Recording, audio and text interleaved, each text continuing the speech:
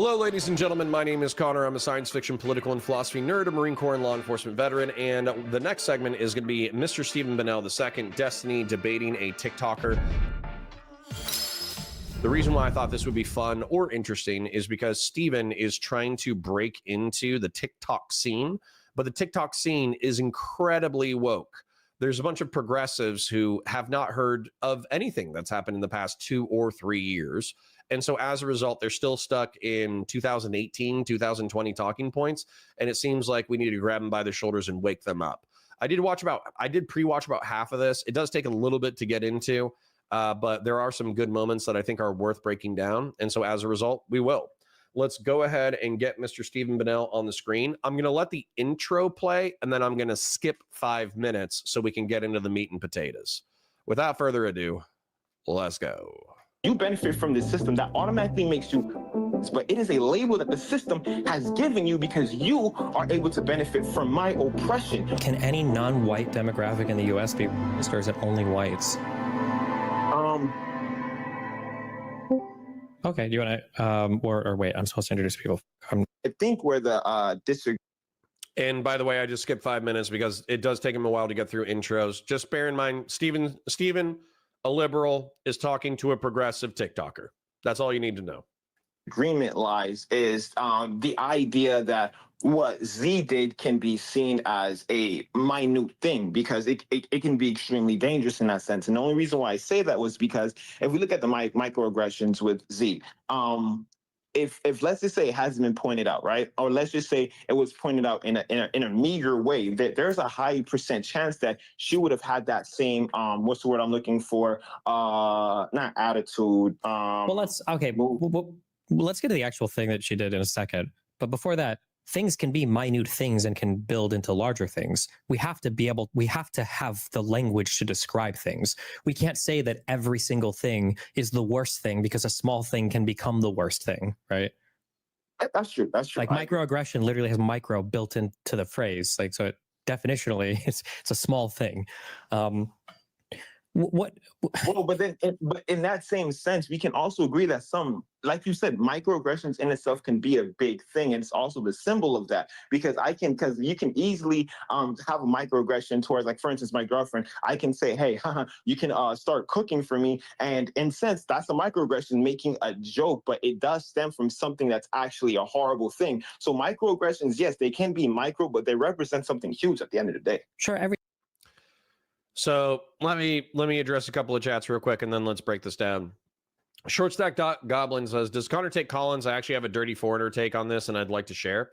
Yeah, let's keep bugging me about that, and we'll figure out how to do a community night. Bear in mind, like, we're just getting settled because we've been doing this for about maybe 2 months now, and we've seen good numbers. We got good donos. Obviously, 60% of it is grassroots hegemon, but we still have a really active, fun, cool community.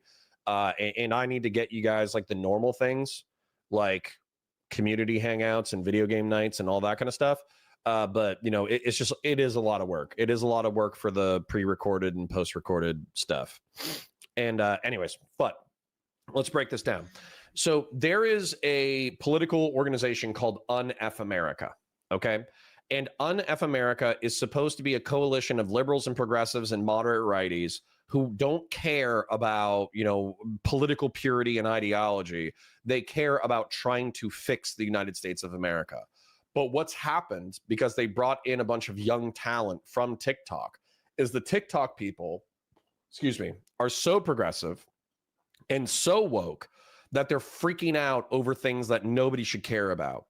And so Z, who was one of the head event organizers, had, she was talking to some black creators who were a part of the Un-F America tour, and they accused her of microaggressions. And here we are 3 weeks later, a month later, and we're still talking about microaggressions because, once again, some progressives, okay, I don't want to insult you if you're a progressive, but but the point is that we need to be more politically productive than this. And so Stephen is trying to point out that microaggressions, as he brings up a joke about oh, hey, go make me a sandwich to the girlfriend, is not the same as preventing all women to be able to vote for hundreds of years, thousands of years, having no political representation for women for thousands of years. And yet, what this guy is doing is instead of being like, oh, yeah, I guess we as progressives should scale our level of upset in line with the scale of the microaggression. Therefore, it is annoying and we should correct our people, like the people who are running events, but we shouldn't freak out about it because in the scale of things, it's relatively small. That would be the easy conversation to have, but he's still stuck in 2019. Addressing chat before we get back into it. Nasser Game says, we really need to rework the academic language on prejudice and racism. Well, we're going to have a crash course today. Vince Wilson says, I will say, though, that MAGA space on TikTok is far worse than progressive. Well, that could be fun. Let's go talk to those schmoes. This combo is just a rehash of 2016 to 2020 discussions on race. It is, but it is painful and fun. Dude Man Sue says, good GF wife cooking for you based. Well, Dude Man Sue, but they're not going to say based. They're going to say, oh, that's rooted in patriarchy. You know, and it's like cringe, bro. Video game nights would be fun. Like a Saturday night video game nights would be based. I need to figure it out. But anyways, let's allow them to dig into it because there are like some solid memes in the middle of this.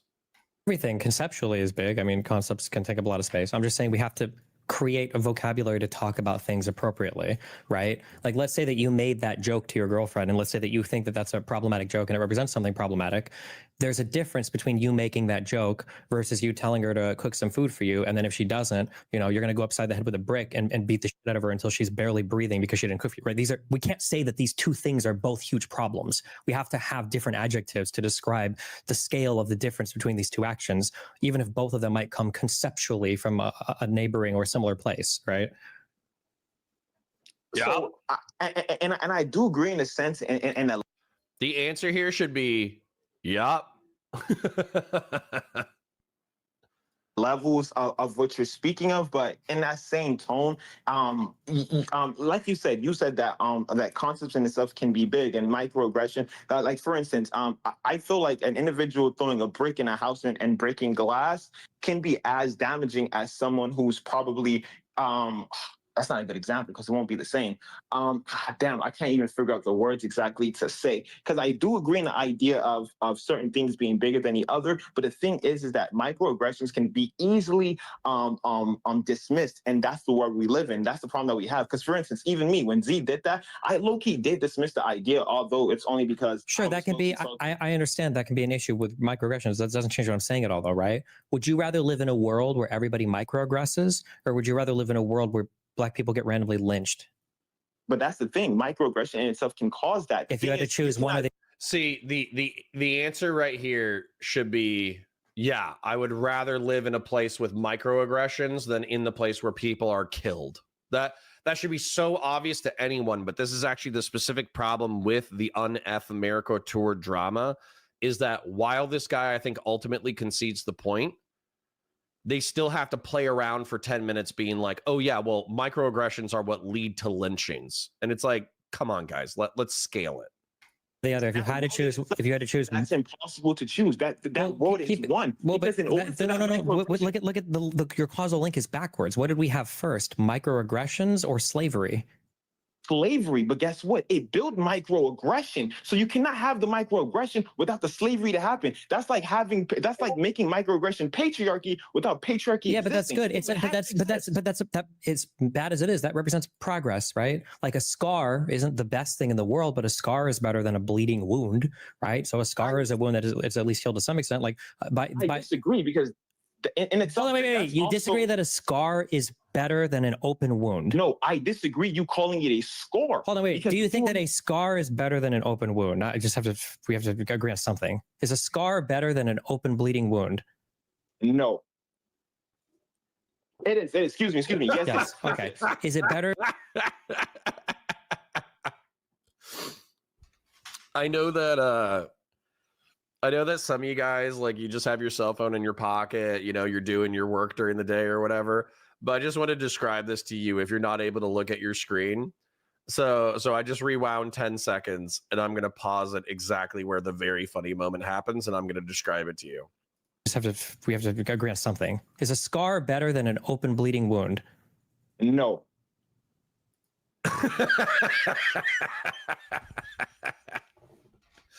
So this guy, not wanting to concede a point in the argument, so he's not able to divorce the scar and bleeding wound analogy away from what he's talking about. He doesn't want to make a concession. So he says that a scar is not better than a bleeding wound. And then the editor, in their sense of comedic genius, did like a 500% zoom on Destiny's face when he said that. It's awesome. There's this like, to describe Steven's face for those of you who can't see it, it's still his face, you know, it's still Steven. It's very recognizable, but he's staring down at the ground at a 45-degree angle, and you can just see the despair. You can see the despair in his face. He just lost it. And then somebody was asking for a Discord link, so I did post that in the chat. It is. Excuse me. Yes, it is. Okay. Yes, it is. Is it better if you have a society full of microaggressions or a society full of like lynching and slavery? So I will go with the first option than the latter. But this is why I'm saying that you're conflating, because it is impossible to say that there's two separate worlds when we talk about reality. You're making a whole new world where in the world that we live in, or we talk about this exact world, it is impossible to have these microaggressions without these microaggressions stem from something. You even said earlier that these are concepts. These concepts are bigger than we're talking about when we talk about these microaggressions. But again, these microaggressions came from this huge concept, which is the lynching of Black people. Sure, and I don't necessarily disagree with that, but these are like steps on the way to a better world, right? Like calling somebody out for microaggressing is a better world than taking somebody to court for lynching, and it's a better world than not being allowed to go to court because you're not human because you're a slave, which is a better so it's all in steps in a better direction, right? Right, but it also leads a domino effect. So let's just say I make that joke towards my girlfriend, and she says something, right? That's a learning experience, but we're all humans, and we understand that learning in itself is going to take a while. So there's a good chance that I'm going to make this step again and again and again. And at this point, we have to ask the question: when are we going to take this microaggression seriously? Because again, we understand that all white people do have internal racism because of the system that's built into that. It's not even saying that being racist in itself is a bad thing. It's a label that what is it when we say everyone has? I mean, like, do you think that all Black people have racism built into them? No, of course not.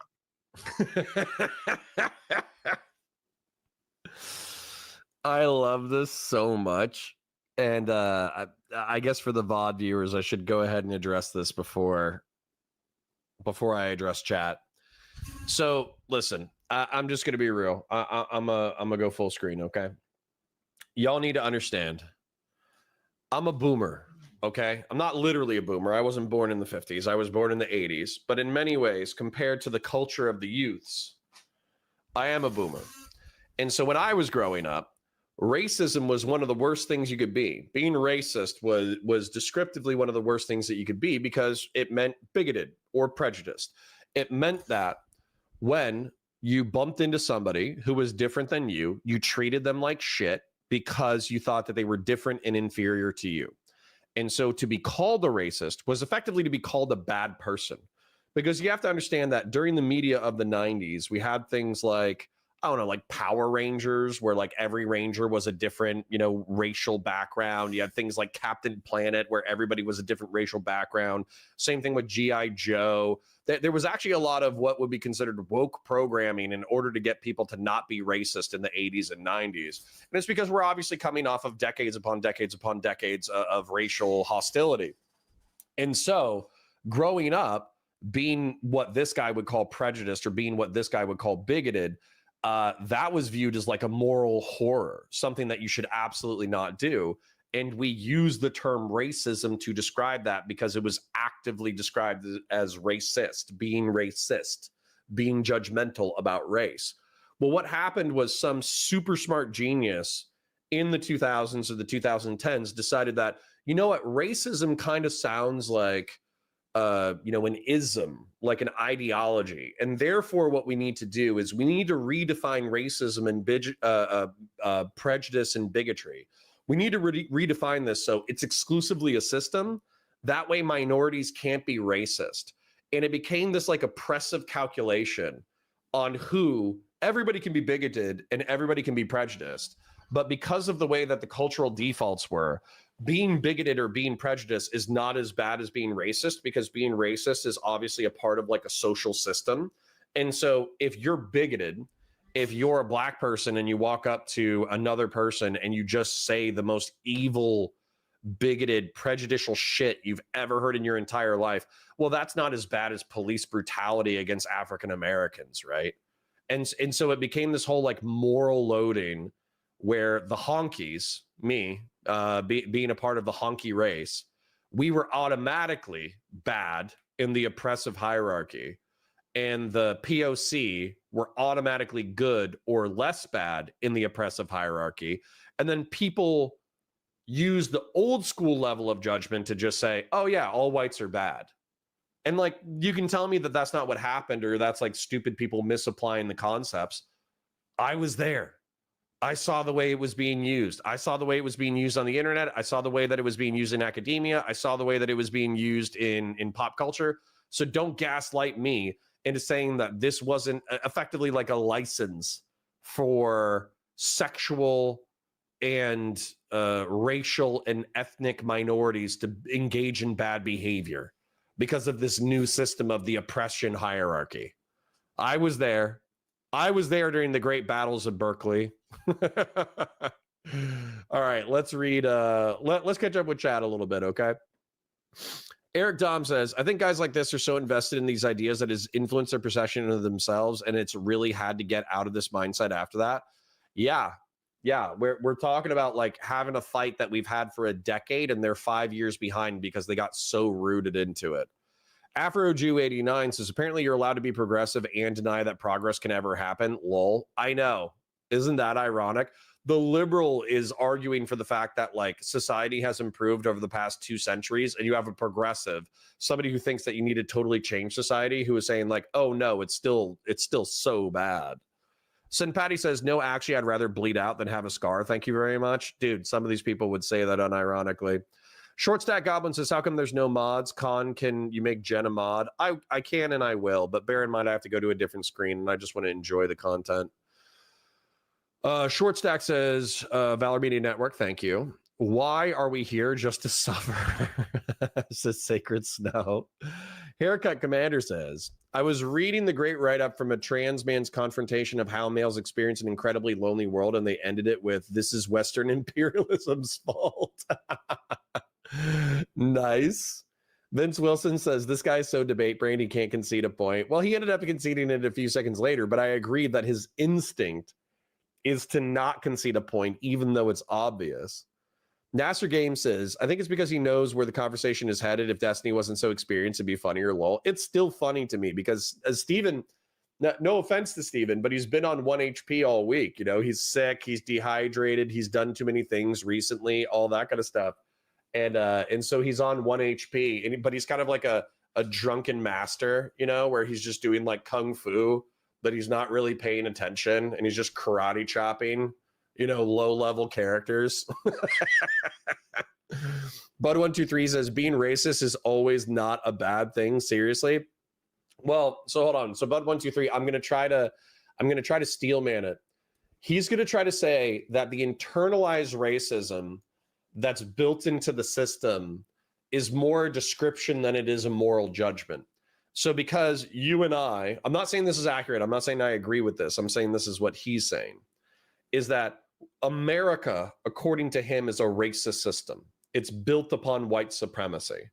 So just because we are the benefits of white supremacy does not mean that we individually are morally abhorrent people who deserve to be scorned for our, you know, existence within a white supremacist system. However, what we can be judged for is whether or not we enjoy the benefits of the system without guilt, and whether or not we help to quote unquote dismantle the system of white supremacy. But then we get into like, well, what is white supremacy? And then you'll have like the Smithsonian release a graphic that shows that being on time for meetings is white supremacy. And then I'll be like, okay, if being on time for meetings is white supremacy, then I guess I'm a supremacist. It jumps the shark very quickly.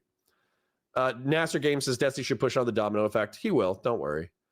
Crawling Chaos says, I'm so sick of these. You must be 100% pure to be my ally, people. It happens. Same, I am Gen X, but also a boomer. Lol, based. Crawling Chaos says, I'm also Gen X. Good. All the fogies, all the old people, we can get back together. Bud123 says, so no racist jokes against white people? No, they're prejudiced or bigoted jokes. They're not racist. Sin Patty says, it's crazy for me as a millennial to watch how racism has exploded out since like the mid 2010s. I know my experience isn't universal, but like, dang, it feels like it's only worsened. Well, I think that a lot of people on the right, more the lib right, would say like, well, we were all pretty chill with like the liberal live and let live and chill, you know, system. But then all the wokies started attacking all the whites about how racist they were. And then the whites eventually were just like, okay, you say I'm racist, I don't give a shit anymore. And then boom, racism explodes. Short Stack says, it still is, Connor. These people see you as racist, as worse than you're a thief, but then say all white people are racist, and it's not possible for black people to be racist. That's my point. Don't worry. The conversation is going to get worse. Haircut Commander says, I can't believe you're complaining about minorities being racist too when there's a genocide going on. That's actually a good point. Oh man, you guys know where this is going. You're putting on your seatbelts and like cringing, waiting for it to happen. Sacred Snow says, can we just go back to the time when we let college kids find themselves and we ignore them instead of being politically relevant, please? Nope. Social media is here to stay. You have to pay attention to the TikTok kids. Short Stack Goblin says, Connor, they created a moral flow that all white people have and that black people can't have. They are just racist. Well, let's let it flow in a second. Connor tried to kill Destiny. Yeah, I'm the reason why he's on 1 HP. It's because I destroyed him on the MIB debate. Philip Coffey says, this stuff makes persuading people to our side so much more difficult. It's like they redefined all these concepts and told no one. Yup.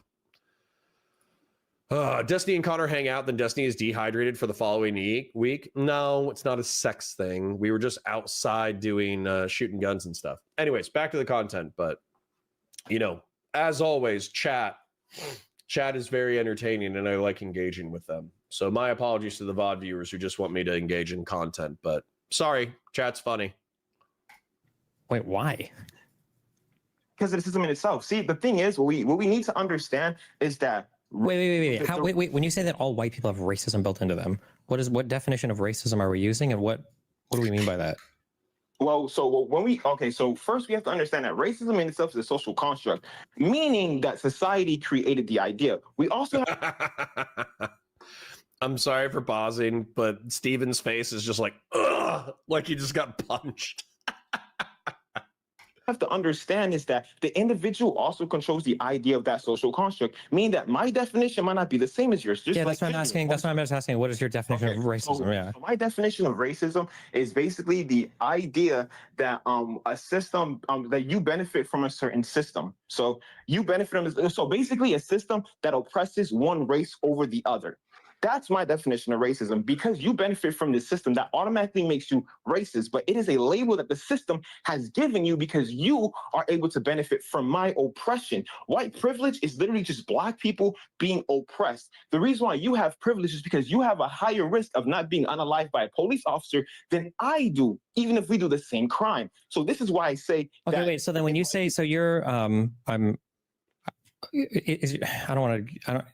if there was a black man and he made a sexist joke towards his black girlfriend, since black women have a higher class right now or are ascending to a higher class.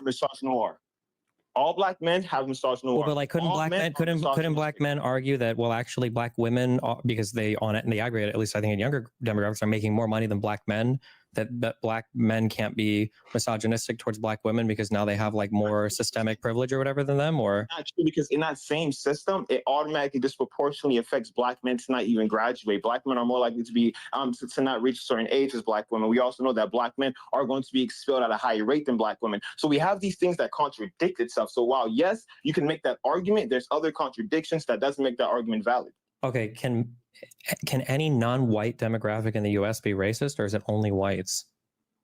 So it's only white. And when we talk about race, like, and whiteness in itself doesn't matter when it comes to nationality or ethnicity in itself. Like a German person who has a white skin complexion would be considered white. So yes. Okay, so like I'm just curious. So like if a Hispanic person calls a black person the N-word, what would we describe that action as? If that Hispanic person is an Afro-Hispanic, No, like they're a black. super Hispanic, like a brown, looks Mexican. Nobody would ever think he's like. I wish that Steven was more sophisticated in his racism for this next segment, but the takeaways from this line of argumentation that I think is so funny. Firstly, the oppressive hierarchy, and Steven gets into it, and he gets into it better in a minute. But the oppressive calculus that you have to do, where you have to be like, well, black women suffer from misogyny, therefore they're lower on the oppressive chain. But then black men go to jail and are kicked out of high school more often, so then they're more oppressed. And then black men make less money than black women, so they're more oppressed. And so it becomes this fight of who has it worse, which is one of the worst games that you can play in any society or even any relationship. I noticed this with my wife and I. When we're tired, when we're grumpy, when we're upset, sometimes unconsciously, and we have to stop ourselves, we'll play a game of who has it worse. And I'll say, oh, well, I'm tired and I did all this work and I stayed up too late and I'm dehydrated because I didn't drink I didn't drink enough water. And, I had to take the kids here and I had to take the kids there. And, oh God, I just feel like I got my ass kicked. And then instead of my wife being like, oh yeah, Connor, that's pretty messed up. Here's some water. I love you. She's like, oh, you think that's bad? Well, I woke up at 5 a.m. because, Henry kicked me in the chest and then I couldn't go to sleep. So I only got 5 hours of sleep last night. And then I'm dehydrated because of XYZ ABC. And then you only had to take the kids here, but I had to take the kids here, here, and here.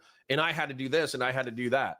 And so the fight is not about how do we come together as partners in order to alleviate each other's pain and work together towards a proactive goal.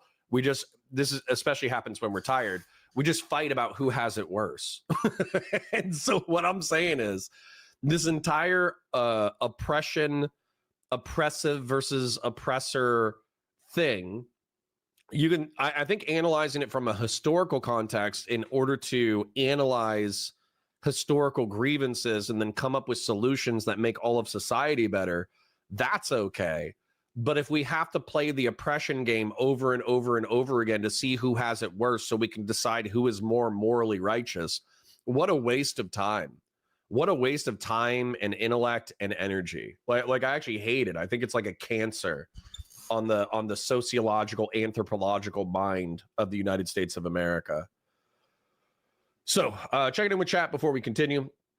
Sen Patty says, unironically, they told themselves about the change in colleges. Right-leaning people opted to either stay silent or not go. Now it's mainstream. It is mainstream, but I feel like it's getting destroyed, man. I feel like it's getting destroyed because you can't lose to Donald Trump this badly and say that you have the correct set of ideas. It's just not possible.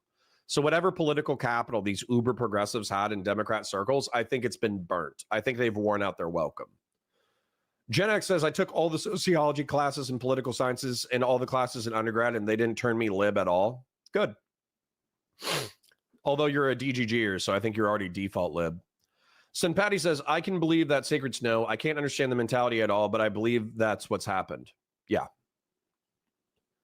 Bud123 says, give Destiny a golden apple to regenerate his HP. He needs one. Absolutely. I'm going to look for questions. We are getting a little bit higher up in the numbers. I noticed that I can very easily talk to almost everybody when we have 50 people. But as we creep towards 100, I notice that it's harder to track all the chats. And so I kind of have to scroll in and see if there's anything that like catches my eyeballs or is directed specifically to me. Otherwise, I'm not able to keep up with chat. Gen X says Destiny lives off of hot chalky. It's true. We went to Starbucks and he didn't get a coffee. He got a hot chocolate. Totally psychotic, but it's fun. Hi, LB. You're going to have a good day today. I can tell. Gray Jedi says, we can all agree this guy's views are a cancer, but can we also address the people who have to downplay racism? I grew up being told racism was over, yet people cry when black people are in movies. Yeah, we can make fun of those people too. Absolutely. A super Hispanic, if you will. Yeah, let me tell you my racist analysis before we get back into the content. When Steven says super Hispanic, what he means is the person is Native American, and I mean the entire continent of the Americas. Like he could be Peruvian, right? Or he could be indigenous to Central America. So he means indigenous American, and then he means Spanish. So a combination of Spanish and indigenous. Bud123 says, why is that homicide is the leading cause of death in young black men? Yeah, sure. But that's where the oppressive hierarchy, if we're arguing about it in order to look after results, in order to make the world a better place, I don't care about doing sociological analysis, but I feel like it's a waste of time and energy when we're just looking for who has it worse so we can feel the most bad for them, so they can have the talking stick for the longest amount of time. Sacred Snow says 2067 like ratio, show real quick. Like the stream, it's free. Right now, you guys are catching a break. I don't need your super chats because, Valor Media Network pays me, but they're currently demonetized. So the only thing that I need you to do is like the stream because it's free and it lets other people know we're live, and then it brings them into the chat and then they have fun. So I don't need your money right now. I'll need your money in a couple of weeks, but you guys have it easy. I'm not even shilling anywhere near as much as I normally do. Anyways, let's continue with the content, but I will be moving through chat. If you want me to address your comment or your question specifically, then do @Counterpoints, @Connor, or @Valor Media Network in chat so I can see your chat highlighted. Because if I scroll through and I try to read every comment, it's not going to work. Like black. And this is what's the difficulty. And again, race in itself is subjective and it's based on phenotype. So if that individual has black skin, you said brown. I said like not black, I know what you're. I'm just saying you look at him and people would clearly identify this guy as a Hispanic, not Afro, not like African American, like a Hispanic person, like a super Hispanic person would. And he calls a African American person who looks much darker and everything. He calls him the N-word. That's prejudice. But not racism. What kind of prejudice? But not racism. No, and a lot of people do have the idea that prejudicism and racism are the same thing. Well, theoretically, we know that prejudicism came first, then race in itself. And prejudicism was literally having having negative ideas towards someone based on a certain group. And now people are trying to use the idea of racism to attract it to having hatred towards a certain race. But again, it's very subjective, and this is argumentative, so it can go both ways. But I do believe that the idea of prejudicism and the idea of racism are two completely different things. God. And they're so not. But if I keep pausing, we're never going to get through it. So I'm going to let them run. If a black person calls a Middle Eastern person like a sand N-word, is that racism or is that just prejudice? That would be prejudice. But I don't want people to have the understanding that prejudice and racism can't be an equal playing field. They can definitely be an equal playing field when we talk about America. But when we talk about like racism with white people in itself, the idea is that the system that was created was created for the benefit of white people. And when we talk about the benefit of white people, it automatically oppresses black people. So when we talk about that idea of racism, it does have a stronger tone than if a black person calls a Middle Eastern person a sand N-word, or I could say because I'm black. But regardless of the fact, that'd be prejudice, which is a big problem, and it does affect that individual's ethnicity. But I wouldn't call it racism. Okay, and then what if a white black? So I could say it. What if a white person goes to? What are we gaining by changing these definitions? That's the main thing that I would ask these progressives, and I think what they would say is that we gain a more nuanced understanding about how systems work within societies in order to promote or disadvantage different groups. And I guess you could say that, but what we're losing is a common sense disgust with quote unquote racism. And so within this framework, you could have a black person walk up to a Middle Eastern or North African person, call them a sand N-word. That's the hypothetical that they came up with. And then when the Middle Eastern North African person says, hey, man, that's racist as shit. Why did you say that? The black person can turn around and be like, well, it's not racism because it's racist. It's just prejudice because racism is prejudice plus power. And then you have to have like, instead of just being like, hey, that's bad behavior, stop. You have to have like a 10-hour thesis argument about anthropological analysis of bigotry. It's such a waste of time and energy and understanding. And it's so frustrating and it's so stupid. I feel like what we gain is not equal to what we lose. Like a black majority African nation and call somebody the N-word there in another nation, would it not be racism there since they have a different power structure? Or he's about to walk into the trap. Oh, and that's a good question. So in that self, then I would say that the definition of racism can change in itself. I do think when we talk about the racism, I'm talking specifically, it would have to be the hierarchy of white people. But if you go to a black country, majority black, and white people are oppressed, which we don't know, which there's no country that's doing that, then we South Africans would argue, white South Africans would argue that they are currently being dispossessed and being systemically oppressed by the West African or South African government. So you can say that they're lying, but white South Africans could make this argument if they wanted to.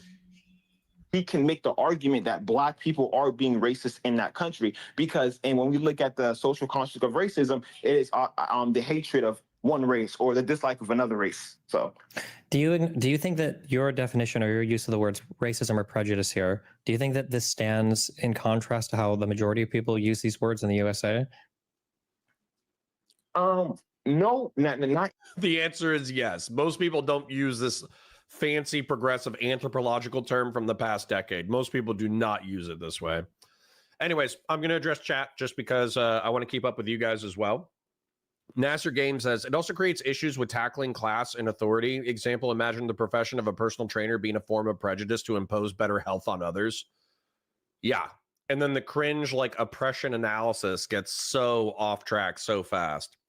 Fung Dark says, catching up, but I 100% agree that having Trump win a 2020 would have been better. We could have gotten past COVID inflation and war on his watch and gone away disgraced eventually. Yeah, it almost would have been better to rip the Band-Aid off, in my opinion. I don't know because I don't know how bad it would have gotten, but it might have been better because we would have been done with it, right? LB says, that's okay. Connor was a virgin until 30, so wow, virgin shaming, rude. Although I did have my first kid at 27, so I find that particularly impressive, actually. Harmonic Fox says, it's my birthday today. Happy birthday, Harmonic. Happy birthday to you. Philip Coffey says, they wanted to represent systemic racism and interpersonal racism. They just switch it out whenever it's convenient. Yep. They use systemic racism, but they carry the moral weight of interpersonal racism. Whatever says, the only reason everything is being called woke is just backlash from woke. Yep. Did he say race is subjective? Well, I mean, it kind of is. People's understanding of race is different. Prejudice, I know. Sacred Snow says...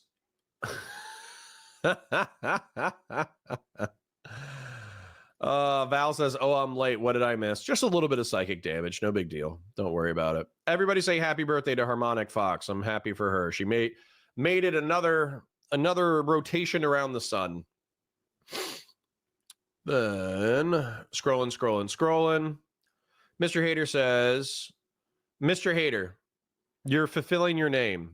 Nobody cares. We get it. Destiny is a coomer. You don't like him. Very cool. Engage with the content or shut up. Philip Coffey says, it makes the world's definition so confused that you can use it when you want to say you're bad. Yeah. I think what you said earlier, they're trying to use an anthropological descriptive term, but then they're also trying to accompany it with the moral weight of interpersonal bigotry and prejudice. So yeah, it just doesn't work. It's not effective. It confuses the conversation. Eric Suman says, it's funny he says that he can say the N-word since he's black. No sand being there makes it so you can't say it now either.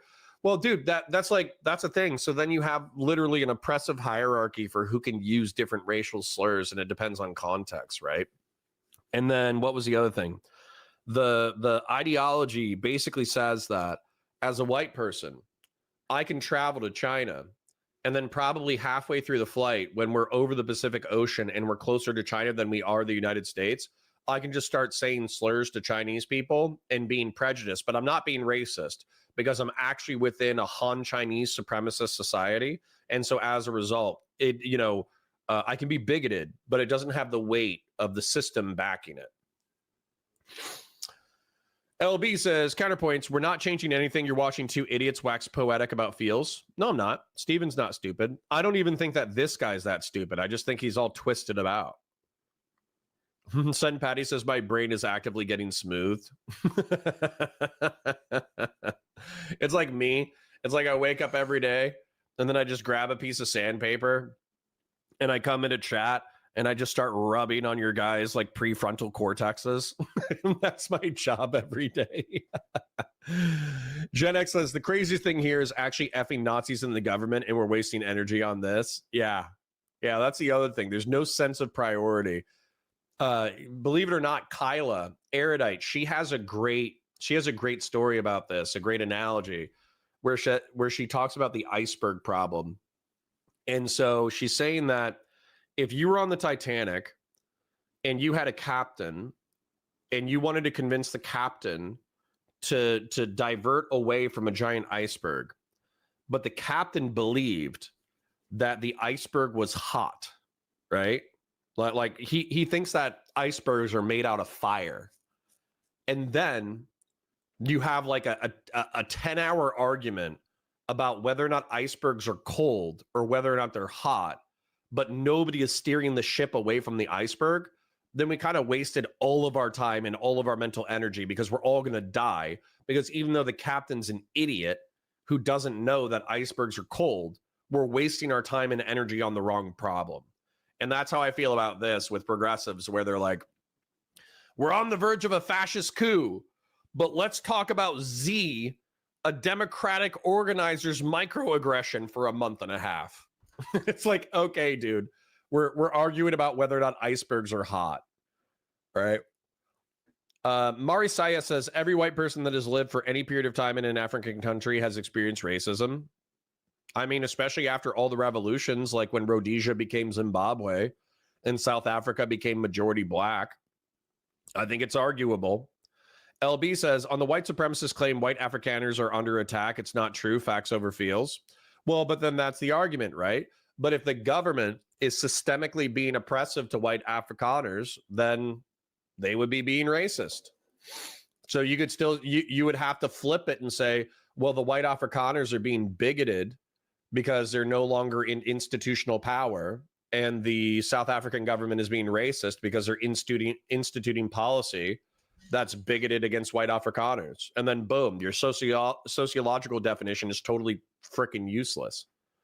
I'm gonna read like 3 or 4 more chats and then I'm gonna get back into it. Kingslayer says, racism started as a prejudice of discrimination based on race. The leftist professor changed it so they could sell books and HR training. Sitch actually did a video on that change. I love Sitch. I miss Sitch. I wish I could be Sitch's friend without him being so related to Adam. I wish Sitch was his own entity. Whatever says, now Trump is talking about getting into a war with Iran. Do you approve? No. No, I don't approve with boots on the ground conflict with Iran. I think the only thing that we should do is help Israel shoot down missiles that are coming into Israel. That's the only thing that we should help out with. Everything else should be between them. Sacred Snow says, Connor is now Catholic and believes in his own child's immaculate conception. Nice, Sacred Snow, nice. Brother, we're getting cooked here in Iran. I'm sorry, Kazra. I'm sorry you lost your nuclear program because your leaders can't agree with Israel, and Israel are, let's face it, even if they're doing the right things, they're often very rude and abrasive about it. Vince Wilson says, hey, not sure if you saw when I popped in last time, but this is Doghouse Show. I just rebranded, says Vince. Oh, good to see you, Vince. Good to see you. All right. Anyways, I'm going to click on conservative liberalism. I'm going to read his chat. Then we'll get back into the content. Oh, good Lord. I just noticed the second half of the stream's title and the second conversation going to be more painful than the current one. We'll see, brother. We'll see. Entirely. You think that most people would agree with the idea that like only white people can be racist? Well, majority of Americans, majority of people in America are white. So it would be difficult for them to accept that idea. So I won't be, it won't be far-fetched for them to not accept that idea. But and I do understand that. But this is why we also have to make the understanding that when we talk about racism and when we talk about inherent racism shouldn't have the same stigma as calling someone who is perpetually giving racism. Because when we acknowledge, first of all, we both can agree that in order to fix the problem, you have to acknowledge the problem. So if we can have white people acknowledge that, yes, I do have inherent racism, then we can fix it. And that also gives Black people an understanding that, well, white people will show microaggression. So that's up to the Black individual. Can they handle it, or should they, deter from it? And this is a conversation that we should be having. I'm not gonna lie. When somebody says that I have inherent racism, there's a part of me that this is me being a honky. This is me being a cracker, a KKK cracker. There's a part of me that's just like, yeah, right? There's a part of me that's like, okay, yeah. And then I just want to giga chat it, giga chat, for those of you who don't know, on internet slang, it's where you just kind of like accept somebody's describing you in a negative way, and you just kind of say, yeah, and it's an easy way to end a lot of arguments, because then they just think that you're morally reprehensible, but you don't care enough to address their criticism. And so that's where, like, you have to understand what I think progressives are trying to do is they're trying to instigate a sense of shame and disgust within white folks in order to be self-critical enough that they want to change the systems of the United States of America to be less racist. But what ends up happening, because there's no way to avoid the original sin of racism, because all white people are inherently racist, is like 70% of white people, they don't go, oh, wow, I'm inherently racist. That's crazy. We should change the system to be less racist. They go, no, I'm not. And then you insist on their racism, and then they go, okay, fuck you. I guess I am racist and I don't give a shit. And then they go back to, you know what most people do? They wake up, they go to work, they pay their bills, they hang out with their family, they watch TV, they go to bed, they pay their taxes. That's what like 90% of people do. And you're not going to get any kind of change in behavior from those people when you accuse them of being inherently racist. And if anything, they're going to be actively hostile to your movement if there's no way for them to, change your moral judgment of their character. Wouldn't it be better? Why can't we just use words like systemic racism or systemic privilege? Wouldn't that just be simpler for everybody? Like trying to convince the average person, the average white person, by the way, you're racist, just so you all know, all of you are racist. Wouldn't it be easier to say like, hey, all of you benefit from a system that, prejudice against non-whites historically? Like, wouldn't that be a pretty easy thing that most people, or at least most people on the left, could buy into, as opposed to trying to get everybody to acknowledge that they're racist? Yes, I do agree with that idea of using the term systemic racism and not. I'm going to let you guys suffer in silence, even though ideally I should be hanging out. I need to use the restroom. I'll be right back. So enjoy your Hassan-style chair react. Inherent racism, but the problem with that is that a lot of people, they would like to deflate the idea of systemic racism and make racism a whole thing on its own. Because when you say racism, no one says systemic racism, although systemic racism focuses on the system in itself. So when you talk about racism, people try to change the ideas of it, then saying that, oh, you can only be racist if you do da da da da da. Well, I feel like that's important though, because I feel like systemic racism is a much different thing, right? Like you could theoretically have a society that has like systemic racism where none of the individual people are actually acting in a racist manner. And I think it's important for people to understand that, no? Well, so the thing is, systemic racism basically is the idea of there's laws that's embedded. And that's the idea of systemic racism, is that there's laws embedded that benefit white people and not Black people. But when we talk about things like police pulling people over, that's not systemic. That is systemic racism, because they are using a certain law to do that, which is Warren v. US. But we also have to understand that cop that pulled that person over was solely because that person was Black, and that had nothing to do with the system and had everything to do with the inherent racism that the system has built. And that's the idea that we have to give. Because systemic racism, again, it focuses on the laws in itself being inherently racist to Black people. And we can name a few things, but when we talk about inherent racism, it's the individual who's doing racist practices without noticing it, which is completely different. Okay. What? Okay, on the particular event, what exactly was the microaggression from Z? So before I start, I would like to say that I do believe that both parties were in the wrong, and I do think the way it was handled was very mismanaged, and I think Peyton was very wrong in there. Although free Peyton, hope he gets out soon. What I would say was the microaggression there was that Z was basically making statements that in the individuals in the chat. I love how not descriptive it is when they're doing this. But let me check in with chat real quick. You guys had 2 or 3 minutes by yourselves, so let me check in. Herkimer says, is sand honky a pejorative? I think it could be. So for instance, like there's Bedouin tribesmen and Tuaregs and all that kind of stuff, North Africans who can be quite dark skinned. And then there's people like Egyptians and some Saudis who are quite light skinned. So yeah, I think you could use sand honky as like a bigoted term against light skinned Arabs or Middle Eastern and North African folk. Give me 1 second. Excuse me. Conservative liberalism says you can be as bigoted and racist as you like over international waters. That's the compromise. As soon as you get outside of 10 nautical miles of any country, you could just be as bigoted as you want to be. Vince Wilson says, I do think Steven is more intellectually superior to this guy. He has some growing to do and could be better, but Steven is definitely the heavyweight here. Yeah, and he's on 1 HP, which I think is hilarious. Making that brain nice and smooth, says Philip Coffey. Good to see you, Philip Coffey. Starhawk says, the center left needs to just roundly ignore these clowns. Destiny gave this guy way too much credence here. Yeah, but I think what Steven's trying to do, if I had to guess, if I talked to him and I asked him about this specific debate, I think what he's trying to do is he's not trying to make everybody an enemy. Right? He can go in there and he can make fire content, just calling everybody an idiot and running laps around them and just beating them up rhetorically and all that kind of stuff. And that would be fire content.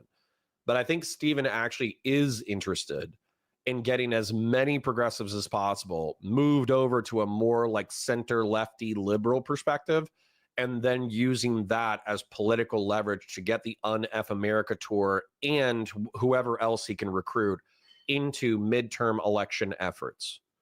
So yeah, so basically, like, I have no idea what Steven is doing for the midterms, but if there is like a PV similar thing that is trying to turn out votes for the midterms, obviously I don't like being associated with the progressive label, so to speak.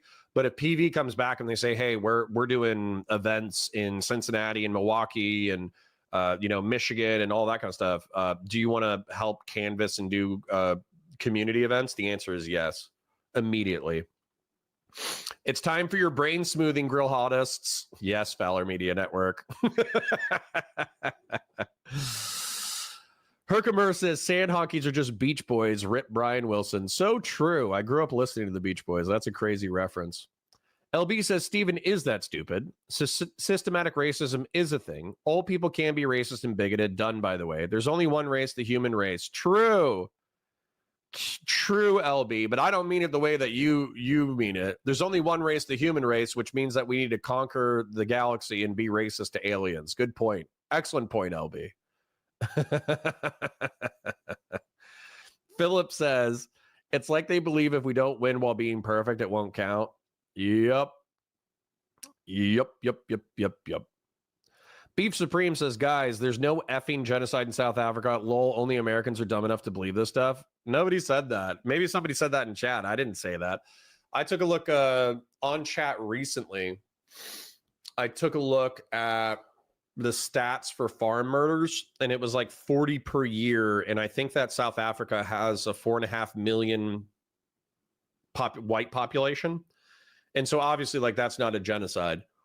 That being said, though, are some of those murders racially motivated? There's evidence that some of them are.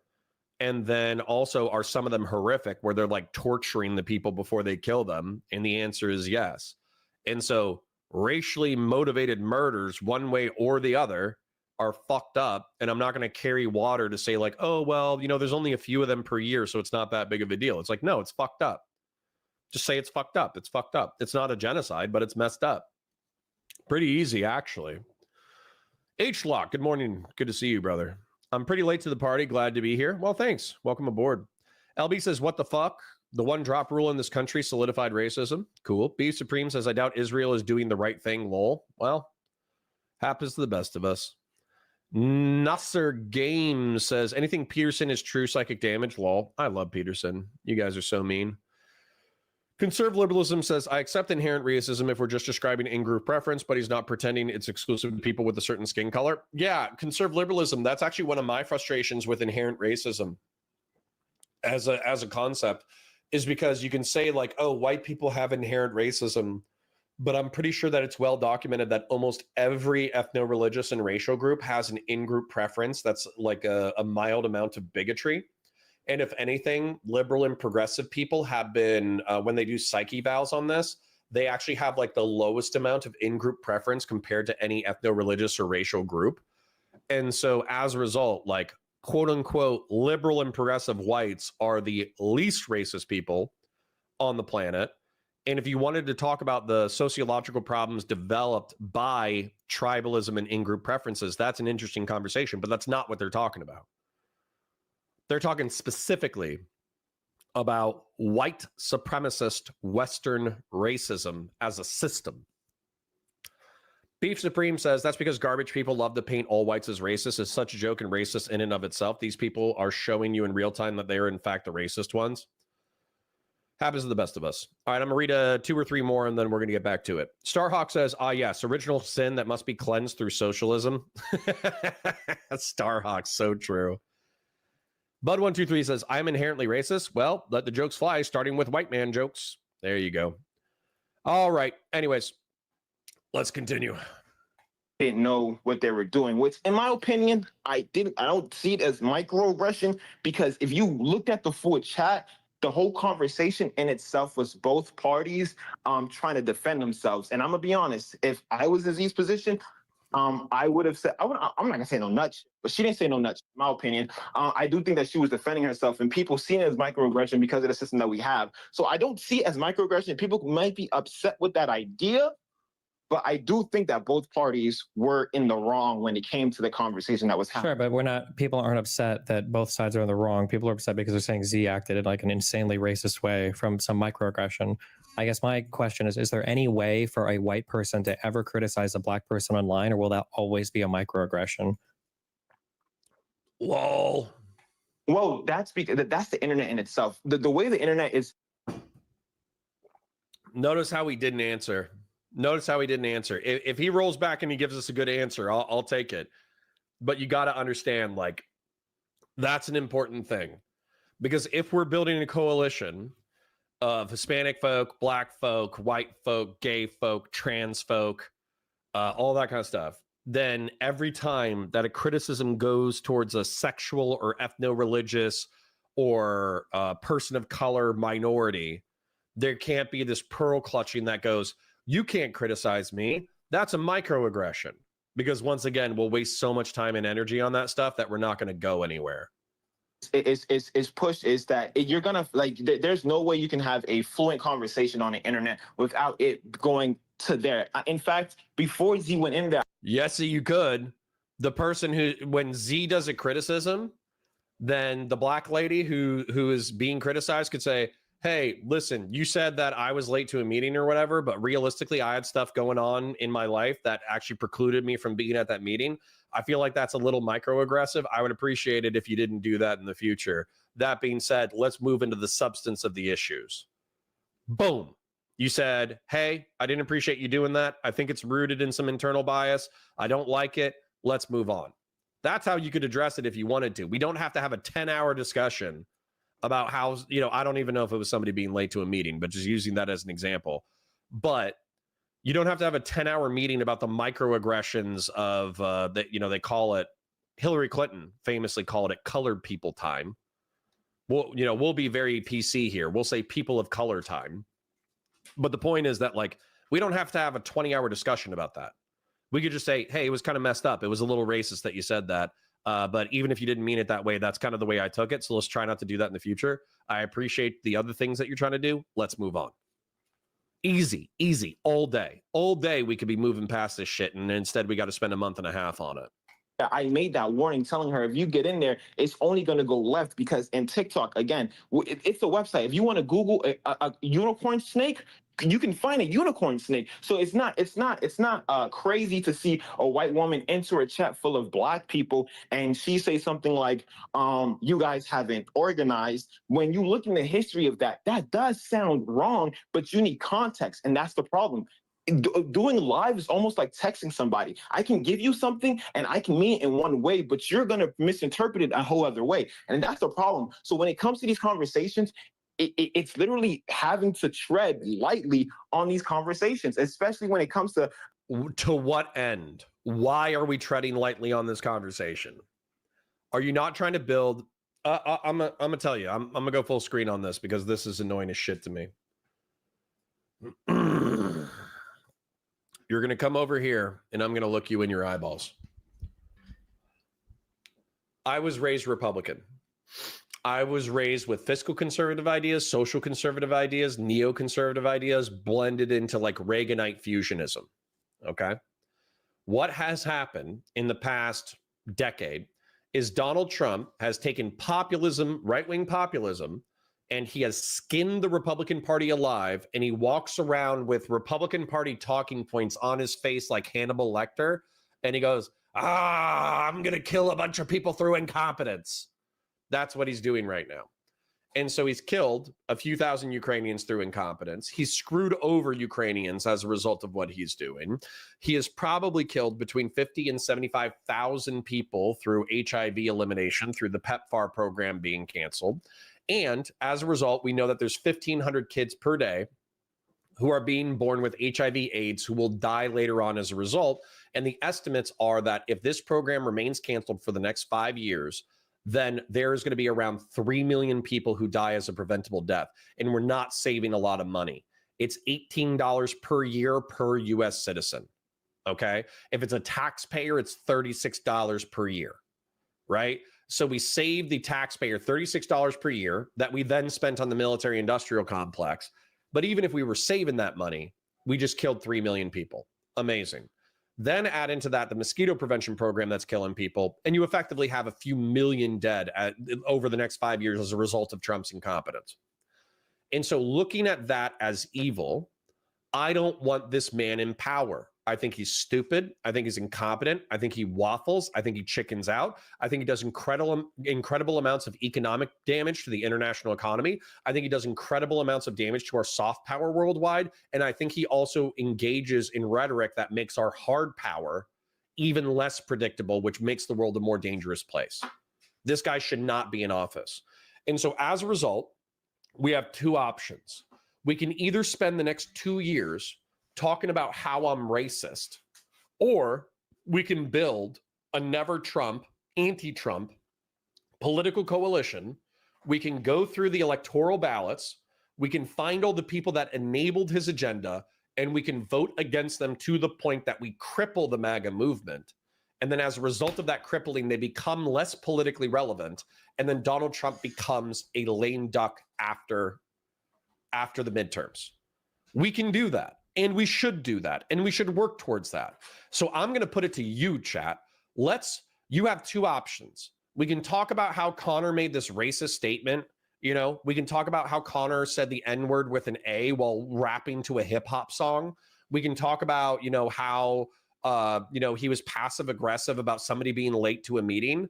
Or we can organize and we can defeat Donald Trump in the midterm elections. That way he's a lame duck president for the last 2 years. So the amount of damage that he's capable of doing is minimal. I'm going to leave it to you.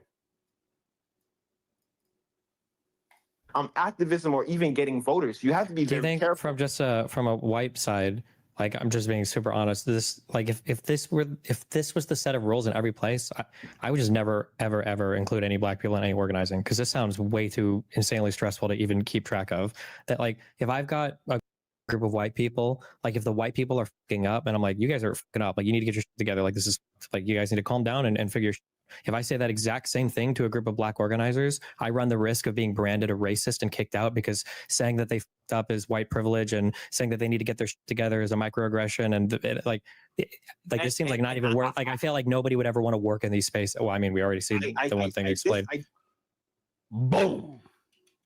I disagree. I think the idea of the internet culture in real life is being meshed incredibly. I do think that when you do it online, it does leave you more vulnerable for people to throw anything at you again, because that's the internet. People like, there's no way you can enter it. And for instance, for Z, when Z entered there, it was automatically seen as a debate. It was not trying to understand or learn anything. And when you do debates online, it causes that. But I think in person it's completely different. I mean, I'm a Black individual. If I'm fucking up, someone tells me that, I understand that. This is why, I mean, let's look at work. Yeah, wait, but real quick. I think it's fine for people to fuck up, and people will fuck up. And I think you agree with that. And I fuck up still. Like, it happens. Like, people mess up. The problem is it being, there's like a couple steps that are happening that make this really bad. Is that one, it's assumed that the fuck up was racist. And then two, that leads to people assuming that the fuck up came from a racist place. And then three, it basically developed into the essentializing of like racism with a particular person, such that everybody was going to leave the movement unless that person left. And all of this came from an initial interaction that it sounds like even you agree wasn't even a microaggression, had nothing to do with race at all. People were just like angry and like shouting at each other, which people do sometimes, especially when you're saying that was microaggression. I'm sorry. Go ahead. All right, let's check in with chat real quick. 100 people. We got like 103 people. Parasocial love to you and yours. Please like the stream, engage in chat. There are lots of really funny people, really smart people. Everybody here is a 3000 IQ Giga Chat or Giga Stacy. So engage in chat, have fun. We're currently demonetized, so you can't do super chat, so don't worry about that. Just like the stream and enjoy the content. Sultan Al Fahim says, shaming makes more racists. Sometimes. If everyone is racist, then it mustn't be that bad. That's an interesting psychological insight. That's counterproductive. Sen Patty says, wow, Destiny stole my talking point. Well, he does do that. LB says, counterpoint, systemic racism is about the system. You are conflating the system with personal racism. It's two different things. No, LB, I'm not stupid. I know exactly the definitional difference between systemic and interpersonal. And what I would argue is that progressives have conflated personal versus systemic racism in the ways in which they've used it over the past decade, which is why this conversation has been so counterproductive. So no, that's not on me. Chair. Hassan points. Doggo? Yes, we have doggos. Nasser Game says, what Connor hasn't fed you, poor thing, bless your heart. No, they've been fat. My dogs are fat. Get out of here. Sacred Snow says, normal people react by saying, I'm not racist, F you, and then they ignore you. Spiteful, dumb people react by becoming racist. Systemic racism, talking points create more racism. I'm okay with systemic analysis, but you have to be very specific. Dog butt, true. Scrolling, looking for any at Counterpoints or at Valor Media Network. Wow, man, 542, good to see you, King. Connor, go away. Chairpoints was giving some real nuanced critiques. Nice. Andrew JD says, Connor, how are you doing today? I recognize you from the Twitter profile. I did see that you gave me your schedule. I just haven't had an opportunity to respond yet. I'm absolutely down to do a stream debate convo. LB says, spot saying slurs, Connor. Me and your mom are watching. Did I say a slur earlier? I don't remember saying a slur. If anything, I might have said like anti-white slurs. Val says, I think Sandcracker has a better ring to it than Sand Honky. Well, there you go. I thought they were anti-white / anti-Middle Eastern, North African, but white-coded people. So, Nasser Gaines says, try explaining inherent white racism to a Mississippi white native whose youth was on welfare or the many examples of whites in poverty. Yeah.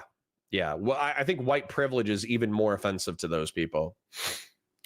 Bud123 says, oh, so the system, what is racist about it? By racism, we mean disparities in outcomes exist. No, Bud123, I'm going to steel man this for you. I'm going to read Andrew's thing, and then I'm going to go back, and then I'm going to steel man it, and then we'll get back into the content. Andrew says, it felt to me like he was just trying to get this guy to lay out his position for the audience to see how goofy the thinking is. I think that is what happened. Grassroots says, I hate that I can't donate you money on this channel. It makes me very angry. Good, Grassroots. Let that anger fester to the point that you're like, I can't give Connor money, so when he goes live on Counterpoints, I'm going to give him so much money. Let that fester. But let's steel man systemic racism, because I think I can show LB that I actually have a pretty sophisticated understanding of racism. I'm a competitive racist, not a casual racist. So anyways, when it comes to systemic racism, there are things that are just fundamentally true about the way in which the systems have worked over the past 100 years. Bear in mind, we only desegregated the military, I think, in the 40s or 50s. So up until then, black service members served separately from white service members. And not only that, their roles were different, where they were put in support positions and they weren't allowed to be in like the infantry, or they weren't allowed to be in like high-end tech jobs, and they weren't allowed to be pilots and all that kind of shit. In the GI Bill was one of the biggest advantages for veterans returning from World War II, where they were able to get education and they were able to get housing loans. Well, what happened after World War II, because we still had segregation in large swaths of the country, was black folk were put specifically into specific communities where they weren't allowed to leave the communities through redlining, right? And a lot of wealth is tied up into intergenerational wealth. So if black folks disproportionately didn't get access to higher education because they were told, hey, don't use your GI Bill, it's not that big of a deal, go do this other job. And then they were like, wow, that was fucking racist, but I don't want to deal with it, so I'm just going to go do this other job. That's wealth that they didn't generate. If they had to buy houses in certain neighborhoods that did not appreciate the same way that it did for their white neighbors, then that's another level of wealth that they weren't able to do. If they weren't able to get the education, and I might have already said this, but I'll repeat myself, if they weren't able to get the education in order to get the better jobs, that's another level. And this is also generational. So black veterans not being able to get the benefits that the white veterans did, and then also being segregated into certain communities, so their wealth didn't happen as much, so they weren't able to pass down as much to their kids, and then their kids didn't have the same educational opportunities, and then they also went to poorer schools. That's all systemic. And then when you're talking about like white, disproportionately white cops going into those communities and then policing them more aggressively because they're more poor and there's more violence, then as a result, you might have that inculcated, self-perpetuating generational cycle of poverty and violence, in which white cops say, well, the black folks say, well, you know, I have to participate in the black market because the normal economy has excluded me so much. So fuck you. I'm going to go participate in the black market economy by dealing drugs or burglary or crime. And there are career criminals in many communities, but specifically in the black community, I think there's normalized segments of the community that have intergenerational normalized crime, where they view going into crime the way that some people view like going into sports or going into the military. And then not only do you have that interracial poverty and crime, but then you also have law enforcement officers saying, I need to get into that neighborhood and arrest as many people as possible because that's where all the crime is. And so it's a self-perpetuating cycle. So anyways, Dude Man Sue says, Destiny has already made that content. If anything, it would be a rerun. Yeah, I don't care, though. That was fire content. Eric Dom says, yeah, he says that at the end he disagreed a lot more with the guy, but he did not see the use in arguing more. There you go. Beef Supreme says, basically, Steven is trying to muscle out the leaders of this group and take leadership, which I think is necessary because I think the liberals need to dominate. You're a Romulan? Yeah, so Dank Brandon, I'm actually a big fan of the Romulans. I had to Google them the other day because somebody was calling me a Ferengi. They were calling me Ferengi because I was saying that I was okay with like immigration and making a profit. So they basically did an anti-Ferengi racist slur. And I was like, what culture do I like the most? And then Romulans were the people that I came up with, who are an offshoot of Vulcan in a galactic racism, but they're more militant. And then what was the other thing? The Kardashians. Those guys are cool as shit too. Your communism is shown again, Connor. Communism is a moneyless, stateless, classless society. I don't care for a moneyless, stateless, classless society. I want a space racist imperial empire.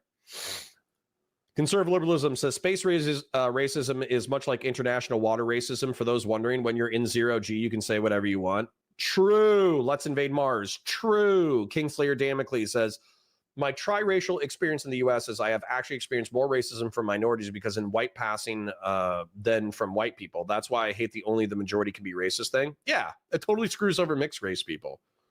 Because then they have to do like they have to do an oppressive hierarchy with their own lineage. It's crazy. 40 a year. What was the ethnicity of those people? 20 were white? No.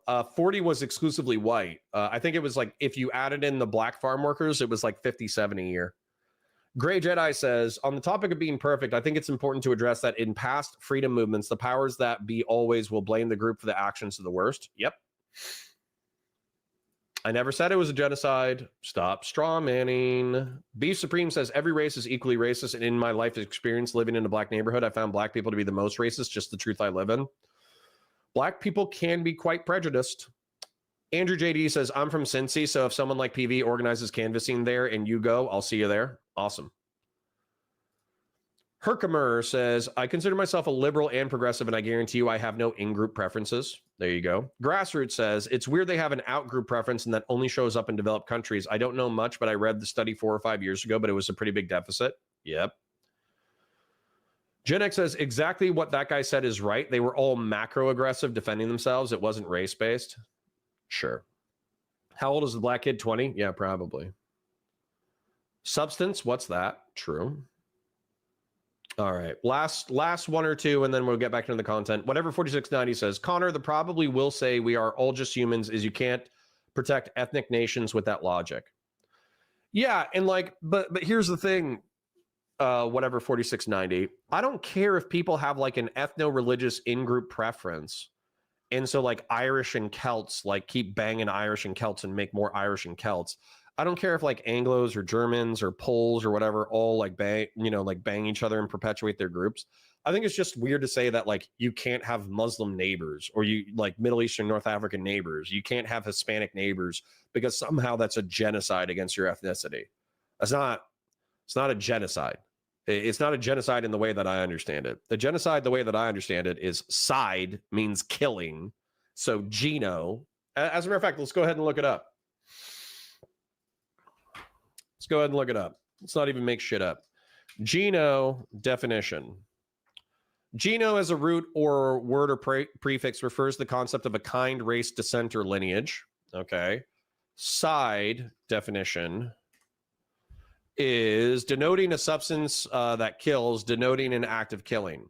So having like your white Anglo or your white Celt child hooking up with an attractive Middle Eastern and North African girl, and then they have kids, is not genociding Celts or Anglos. And I think it's cope to do so. And I find it like repulsive when white people say that like voluntary mixed racing is the akin to genocide. I just think it's so cringe. I think it's so stupid. Kingslayer says, not 10-hour discussion, 10-hour struggle session. Indeed. All right. That's what I'm going to read. And I'm going to find the next one. I'm going to click on this and we're going to continue the content. Yeah, no, I disagree with the one part, but what I would have to say is that's how the internet is. Let's be honest. When you have multiple people there at once, they're different people, so everyone's going to react different. This is why I think as leftists or even people who's trying to do things, you can't have all the information or even have these conversations online, or you have to be very careful of what you said online. Because again, the only reason why Z is in this situation is because Z entered a situation where everyone knew it was not going to go well. So and that's why I think that a lot of people are conflating, and what you're saying is valid, because when we talk about left and left movements, a lot of people have to move in pins and needles and won't be able to make mistakes because of these individuals. But this is why I do think that you should have a closed circle and have this conversation outside of online. Because let's say you and I was working on something and I did fuck up. If you tell me I fucked up, 99% of the chance, I'm not going to say that you're being racist unless it's being something racist being taught. But this is why it's a lot more higher if we do it online. Like, for instance, you made the joke about women. We both know it was a joke, right? We both know that.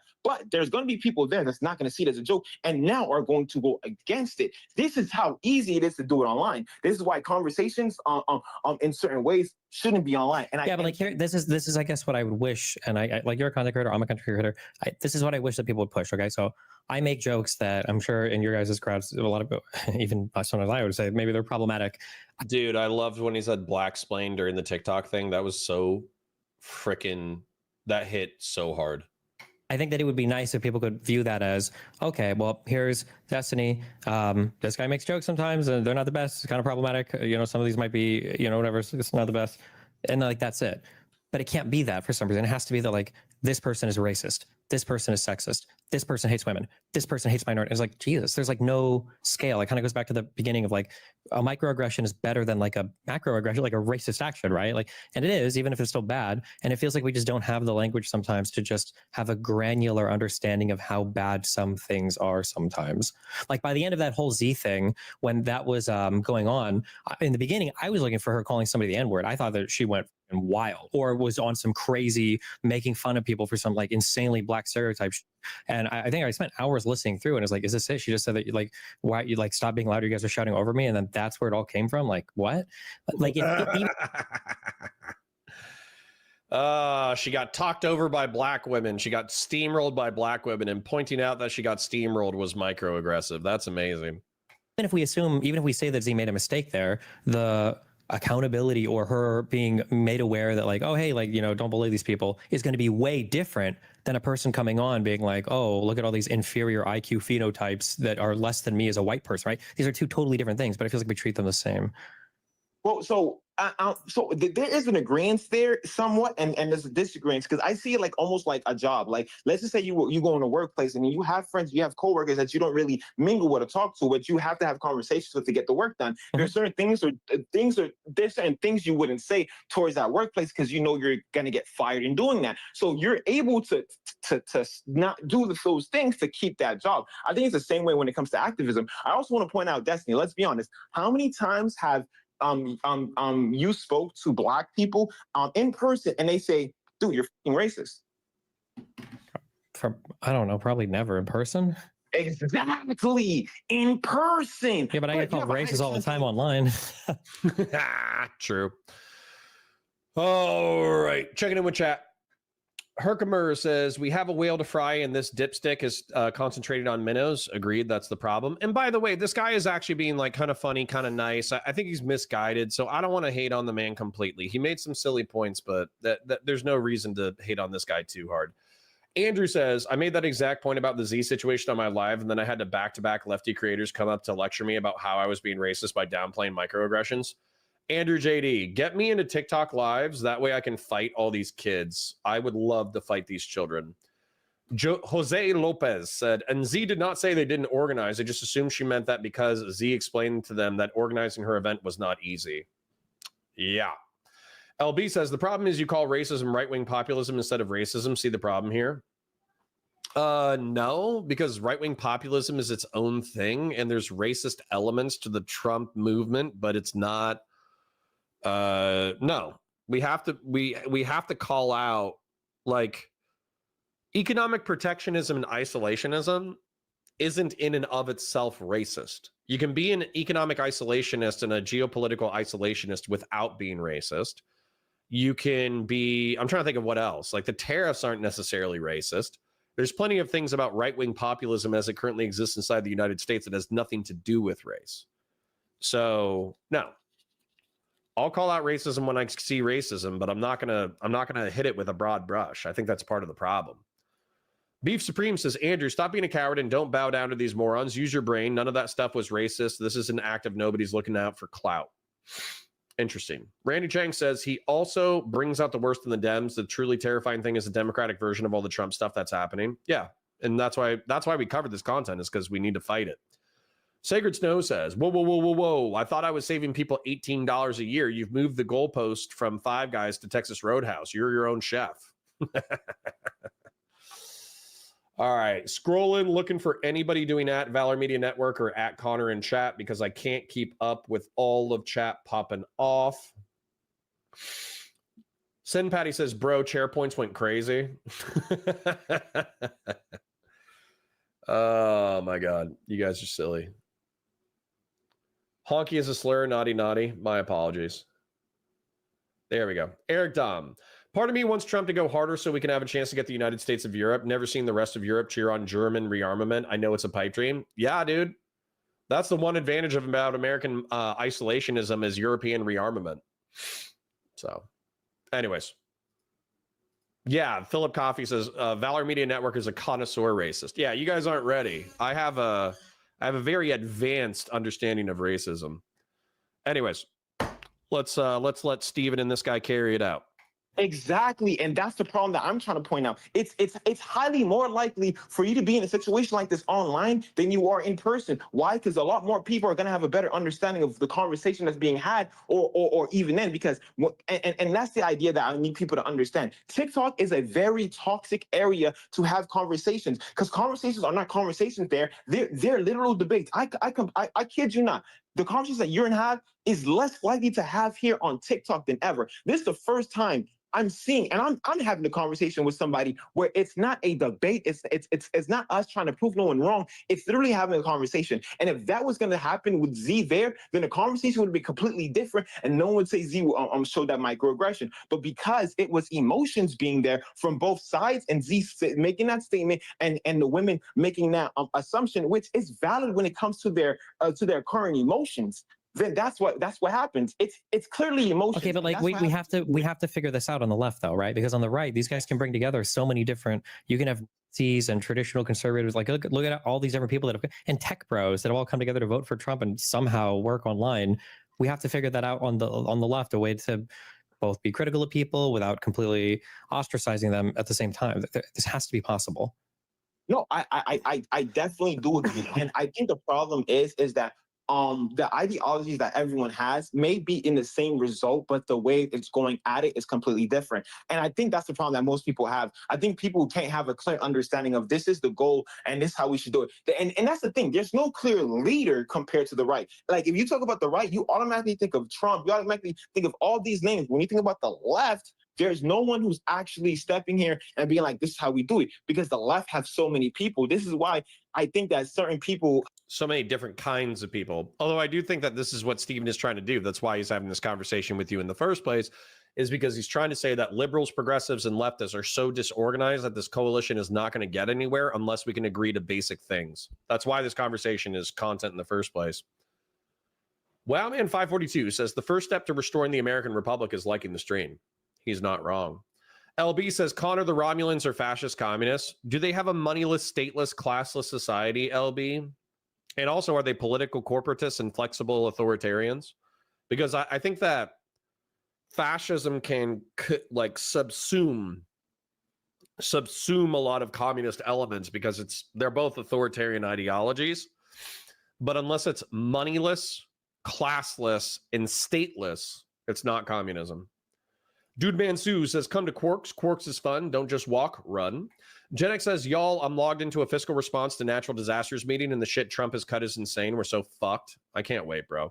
I can't wait. Gen X, we reap what we sow. I can't wait to sow, because I just want this to be a generational pall on the MAGA movement where they have to admit how bad they fucked up. That's what I want. Val says, wait, so you're a Kardashian? How do you pronounce Kardashian? Is it Kardashian or is it Kardashian? Because there's two S's. I feel like it's Kardashian. I feel like that's what I heard, but it's so close to Kardashian that I pronounce it that way, because obviously I've heard the word Kardashian a billion times more.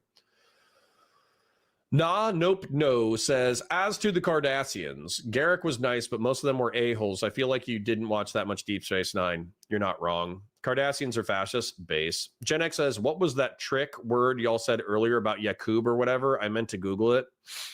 I don't know.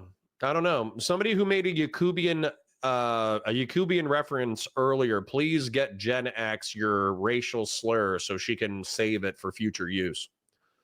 Philip Coffey says, Media Network Kardashians are sanctioned Xenos. No, they're not. They're not sanctioned at all. Think of it like we can just appreciate foreign cultures, but I think you guys need to understand this. Like, space racism is going to evolve through certain periods. What's going to happen in the future, because obviously Warhammer 40K is the future, is we're going to have peaceful relations, relatively speaking, with a bunch of like alien empires. But what's going to happen with the alien empires is eventually they're going to turn on us and they're going to wipe out entire planets of humans. And then we get to be super space racist and start the genocides. But we have to let them kill a few planets first. Sacred Snow says, well, we certainly can't drive. All the dang old snowbirds move down with their geriatric driving, and this place turns into Mad Max. I guess, if you're a wussy. Give your pair a tug, buddy. Whatever 4690 says, there's a replacement program in Europe. Check out EU replacement migration document, and many European ethnic nations face basically extinction due to numbers. So have kids. Sorry, got to go full screen for this one. Got to go full screen for this one. Whatever 4690, there is no EU document that says that we are welcoming in Middle Eastern and North African people so they can kill our indigenous population with machetes. That is not happening. What is happening, because Europe and some parts of America are a bunch of nihilist, hedonist, antinatalist freaks, you stopped having kids, okay? So if you want to reverse the trend, then create and promote a pronatal culture where you say having kids is good and have 2.15 kids. It's the easiest shit in the world. I have 2 kids and I'm going to be nice enough to my wife and I'm going to try to make enough money that she lets us have a 3rd kid. And I will be responsible for 3 white children. And a lot of the people who care about this will be responsible for 0. Because they're antisocial freaks.